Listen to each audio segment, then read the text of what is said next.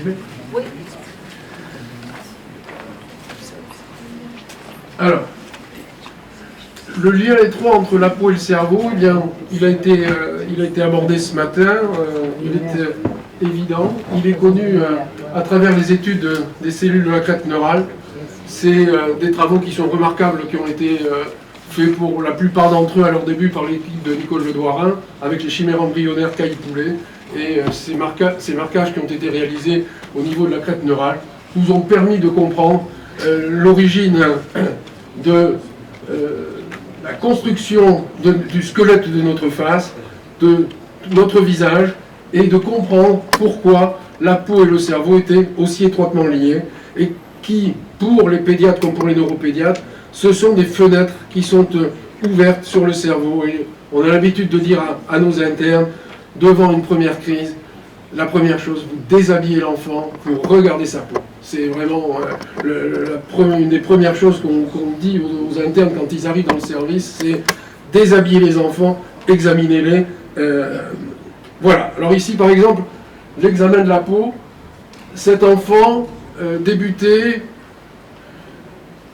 une encéphalopathie myoclonique précoce, avec un tracé absolument typique tel que l'avait décrit Jean Riccardi, c'est-à-dire vous aviez non pas un syndrome d'Ohtahara avec la symétrie du tracé, mais sur les deux hémisphères, des pointes ondes, et puis un suppression burst, pointe onde, et chaque pointe onde était contemporaine de myoclonie.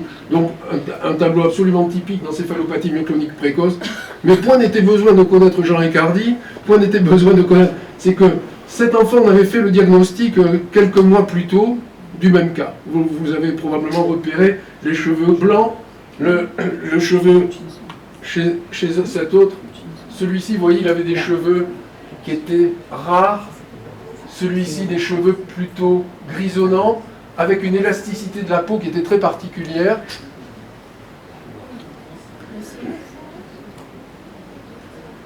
Avec un tableau, on va dire de myoclonie très précoce, des enfants bourrés de myoclonie.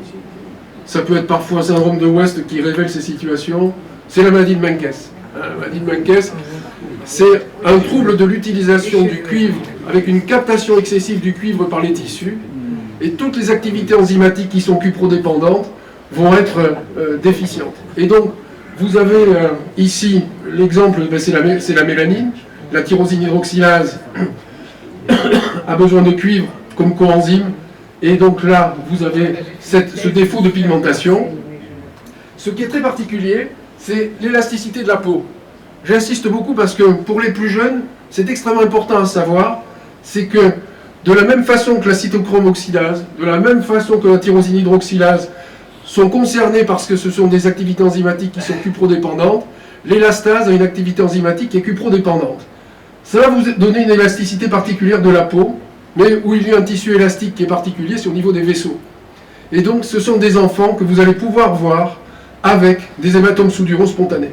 Donc surtout quand vous avez un garçon qui a des cheveux qui sont peu pigmentés, qui a une épilepsie chez lequel vous trouvez deux soudures, ne vous dites pas que c'est un enfant qui a été secoué, dosez-lui le cuivre pour commencer. Parce que il y a eu une histoire judiciaire en France qui est allée assez loin, survenue dans un CHU, où on n'avait pas dosé le cuivre à cet enfant qui avait des hématomes souduraux volumineux, et il avait été considéré comme un enfant maltraité, retiré à ses parents. Donc ça, je le dis pour les plus jeunes, parce que c'est extrêmement important. Les souduraux au cours des maladies de Menkes, on en voit régulièrement. Je vois que vous levez le doigt. Non, je voulais juste vous dire, quand vous avez commencé la première phrase en disant les cheveux, là, on était sur le point de penser à la phénicétonurie. Ouais. Quand vous avez dit les hématomes sous-duraux, ça, on s'est orienté là. Ouais.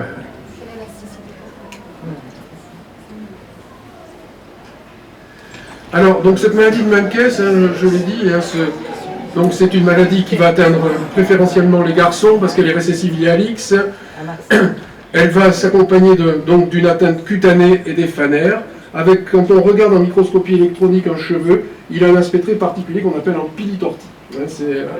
Donc retenez l'existence des anomalies vasculaires, des hématomes sous-duraux, avec une cuprémie, une celluloplasmine qui sont effondrées, et tous les essais d'histidinate de cuivre in utero qui ont été proposés pour traiter ces enfants ont hélas amélioré leurs aspects cutanés, mais n'avaient pas d'effet sur l'atteinte dégénérative cérébrale et sur la sévérité de l'épilepsie dont ils allaient être atteints par la suite. Deuxième syndrome neurocutané, là vous avez fait le diagnostic. La part des crises de cet enfant a été supprimée. Mais malheureusement, vous voyez, cet enfant, c'est toujours le même, c'est Gaspard. Là, vous voyez, ses reins déjà à 21 mois, alors que c'est assez rare. Hein. Autant les manifestations neurologiques dans la maladie de Bourneville sont précoces, autant les atteintes rénales, on les voit apparaître après 12 ans. C'est très rare de voir à 21 mois des angiomyolipomes multiples comme on en avait là. Et comme si cela ne suffisait pas, cet enfant avait un amartome splénique en prime. Donc, content d'avoir toutes ces complications, le malheureux a présenté ici quelle est la nature de cette tumeur. Dans la maladie de Bourneville, quand vous avez un enfant qui présente un tableau d'hypertension intracrânienne, vous devez vous dire une chose, c'est un astrocytome à cellules géantes jusqu'à preuve du contraire. C'est-à-dire, il vous bloque la circulation du liquide céphalorachidien au niveau du trou de Monro et vous avez une tumeur qui va se révéler par une hypertension intracrânienne. Quand vous avez un enfant que vous suivez pour une maladie de Bourneville, qui vient vous voir parce qu'il a mal à la tête, parce que ses crises se déséquilibrent alors que son traitement est bien pris, qu'il n'y a pas d'événement particulier, quand il a un tableau d'hypertension intracrânienne, bien évidemment, pensez toujours, parce qu'on en voit quand même très régulièrement, aux astrocytomes à cellules géantes de la maladie de Bourneville. Alors, cet enfant, là, Gaspard, là, dont j'ai présenté l'histoire, parce qu'il la résume. C'est un enfant qui a commencé par une épilepsie extrêmement sévère. Ensuite, on l'a rencontré avec son amartome splénique qui était compressif. Il a eu une chirurgie d'épilepsie pour sa dysplasie. Et puis, on l'a avec un astrocytome à cellules géantes. Et ce qui est important, eh bien, c'est d'avoir mis en évidence cette voie mTOR, là, il y a maintenant plus d'une quinzaine d'années, avec une voie de signalisation intracellulaire.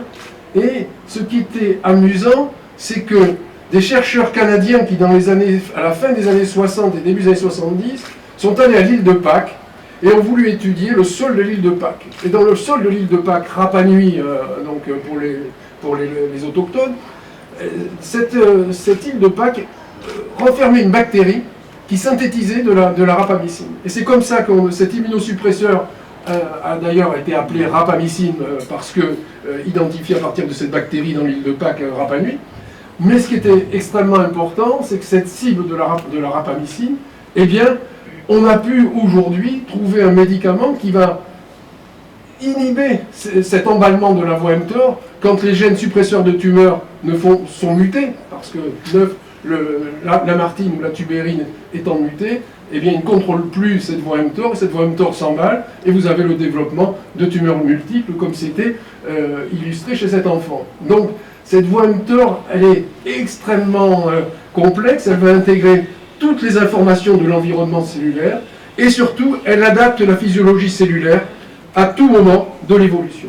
Et donc là, l'éverolimus a modifié le pronostic de certaines maladies de Bourneville. C'est un macrolide, donc dérivé de la rapamycine, qui va inhiber la voie mTOR. Donc, cet everolimus va inhiber la croissance tumorale, va inhiber la prolifération cellulaire, la néoangiogénèse tumorale qui se développe va être contrôlée, et c'est un médicament qui aujourd'hui est utilisé dans les tumeurs qui ne sont pas opérables, dans les atteintes multiples, comme j'ai pu vous le montrer. Hein, si on avait eu l'éverolimus à l'époque, on aurait traité cet enfant par everolimus, ce qu'il a aujourd'hui, parce qu'il a des angiomyolipomes qui ont flambé. Que dire de l'épilepsie dans la sclérose tubereuse de Bourneville? Eh bien, dans 3 quarts à 100% des cas, vous verrez une épilepsie qui va se manifester sous 2 formes. Soit c'est une épilepsie partielle, à point de départ focal, qui va débuter dans la première année, ou un syndrome de West. Devant un enfant qui n'a pas de passé néonatal, qui est né dans de bonnes conditions, qui est né à terme, pas de souffrance fétale, pas d'histoire familiale, eh bien, un West qui débute, pensez toujours à une maladie de Bourneville. Parce que vraiment, toujours, un West qui débute, 3 grands groupes de causes. Les malformations corticales, la maladie de Bourneville, les séquelles de l'asphyxie périnatale. C'est vraiment, je crois qu'il faut avoir vraiment ces 3 grandes causes, après tout le reste est à la marge. Donc le vérolimus, il a 3 quarts à 100% de risque de développer une épilepsie. Quels sont ceux qu'il faudrait traiter préventivement pour éviter qu'ils développent cette épilepsie? C'était le but de cette étude Epistop avec le Sabril, ça a été réalisé avec le Sabril, où effectivement, on a démontré une efficacité de ce traitement préventif, en surveillant régulièrement les électroencéphalogrammes, et quand l'électroencéphalogramme se modifie avec l'apparition de paroxysmes, là, ça donnait le TOS du départ, et on débutait le traitement.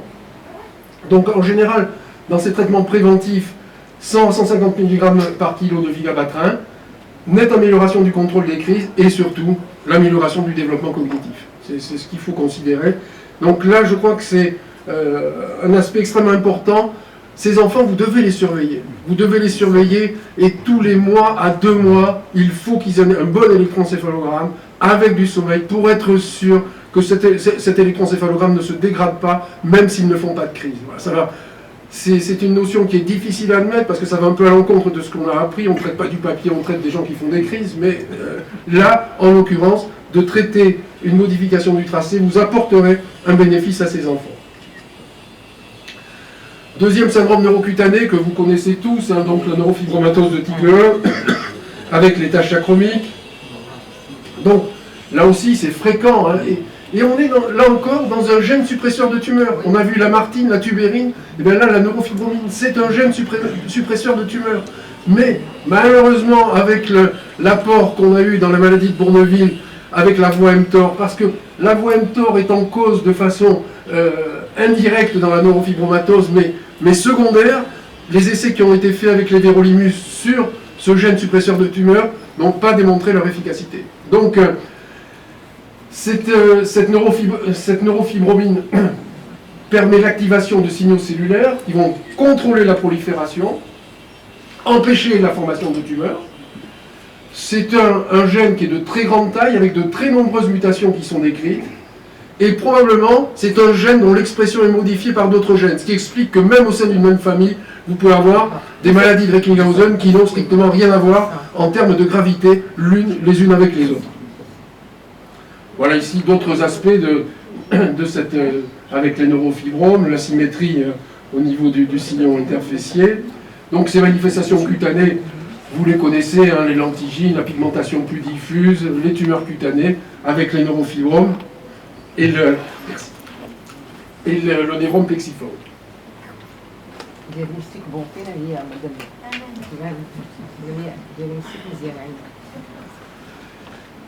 Alors concernant les manifestations neurologiques, ce qui nous intéresse dans la surveillance de ces enfants qui ont des neurofibromatoses, c'est 2 types de tumeurs, gliome des nerfs optiques, parfois extension jusqu'au chiasma, on en a vu un exemple tout à l'heure, des astrocytomes pilocytiques, c'est l'autre type de tumeur.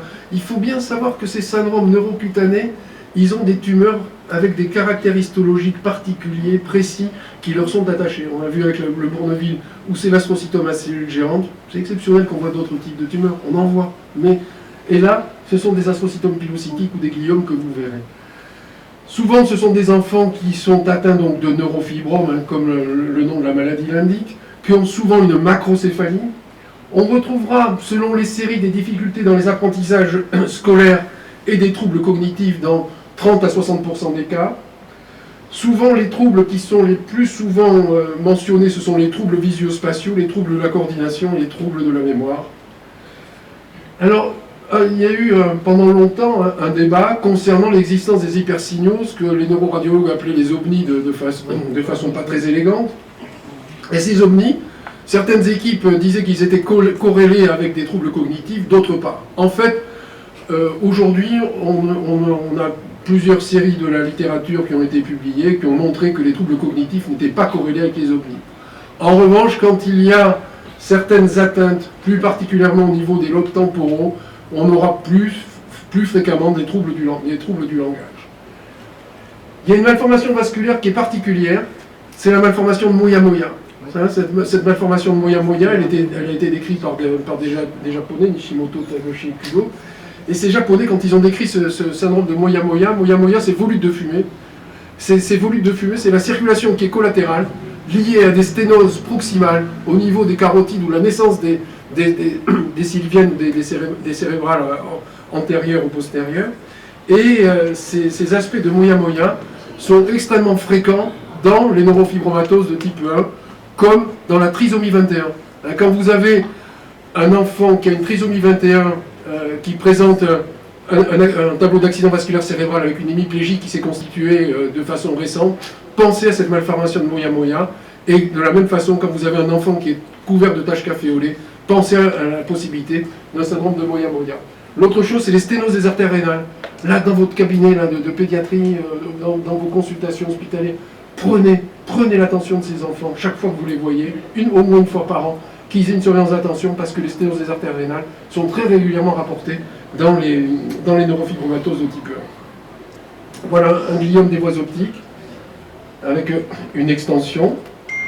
Les autres manifestations, ce sont les manifestations oculaires avec des dysplasies orbitaires, les nodules de Lich que vous connaissez, les manifestations osseuses, donc la scoliose, la pseudarthrose, les viscérales, là aussi des tumeurs stromales, gastro-intestinales, des tumeurs qui sont très particulières, relativement rares, endocriniennes et vasculaires, je les déjà.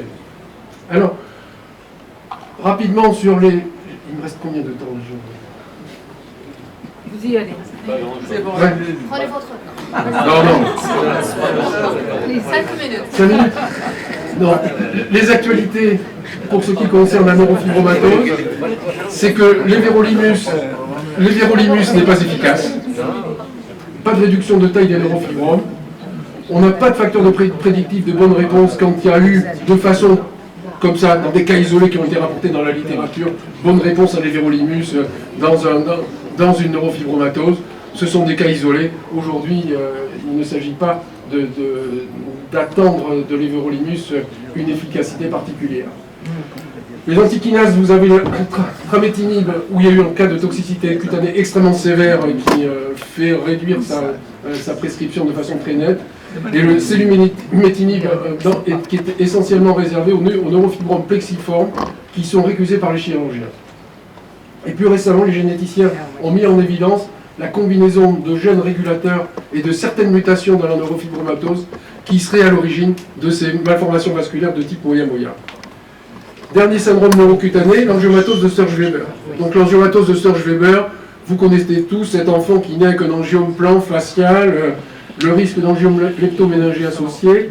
Ça, c'est un travail que Claire Barre, qui me succède dans le service, a réalisé avec l'équipe de Necker quand elle était en thèse de sciences à Necker, et qui était essentiellement destiné à montrer de façon précoce les critères d'évaluation en IRM qu'il fallait retenir. Alors, vous voyez, l'asymétrie ventriculaire, la prise de contraste, l'asymétrie au niveau des plexus choroïdes, la dilatation homolatérale du ventricule, et cet aspect donc de l'angiome leptoméningé qui est extrêmement étendu. Alors, là encore, une publication récente, vous voyez, sur l'analyse rétrospective du traitement présymptomatique. Cette équipe là, de Baltimore c'est énormément publié sur le Sturge-Weber, et donc c'est une équipe extrêmement solide. Donc, quels sont les enfants qui doivent être traités de façon présymptomatique? C'est-à-dire, vous êtes néonatologiste, vous êtes pédiatre, vous avez dans les 2 premiers mois un enfant qui a de toute évidence une angiomatose de Sturge-Weber, il a une IRM, il a un angiome leptoméningé, que faire? Mais il ne fait pas de crise. Et il ne fait pas de crise. Voilà. Et alors, ce qui est intéressant, c'est qu'on a tous observé, la littérature le montre, que l'entrée dans la maladie épileptique, dans la maladie de Sturge-Weber, c'est toujours par un état de mal. C'est exceptionnel. Vous allez rarement rentrer dans la maladie épileptique au cours du Sturge, vous allez rarement rentrer par une petite crise partielle qui va céder. Le Sturge, c'est en général, c'est un état de mal inaugural. Donc, compte tenu de la gravité de ce mode de révélation de la maladie épileptique, ces équipes se sont posées à juste titre quels sont les enfants qu'il faut traiter de façon présymptomatique. Alors, le groupe, cette étude rétrospective concernait, vous voyez, près d'une centaine d'enfants. Il y avait un groupe qui était traité de façon post-symptomatique, et puis ensuite il y avait 3 groupes. Aspirine petite dose, aspirine avec Keppra, et aspirine avec Trileptal, qui étaient donc en présymptomatique. Eh bien, la conclusion, c'est que dans le groupe post-symptomatique, eh bien, 80% des enfants sont épileptiques à 2 ans avec un retentissement cognitif qui est important, alors que ceux qui ont reçu aspirine à petite dose, 3-5 mg kg, associés soit au Keppra, soit au Trileptal, eh bien, il n'y en a que 50%. C'est-à-dire, on gagne peu de choses, mais il y en a quand même 50%. Et ce sont des étapes où la maturation cérébrale des enfants est essentielle. Et ça, préserver l'absence de crise pendant ces 2 premières années, c'est quelque chose, je crois, où il faut appeler les pédiatres à se battre. Voilà. Allez, dernier syndrome neurocutané auquel vous pouvez être confronté, c'est la sclérodermie linéaire en coup de sabre, avec souvent une atteinte inflammatoire de la substance blanche qui est associée, donc que vous constaterez en imagerie. Souvent, les signes neurologiques évoluent par poussée, déficit, moteur, céphalée, des crises, avec une atteinte visuelle qui est assez fréquente, et vous aurez donc un examen du fond d'œil qui sera régulier dans ces situations, avec une bonne réponse au méthotrexate. Voilà, ici, une jeune fille, vous voyez, il fallait soulever quand même la mèche de cheveux qu'elle avait, mais elle avait, lorsqu'on soulevait sa mèche de cheveux, elle avait cet aspect très particulier. Vous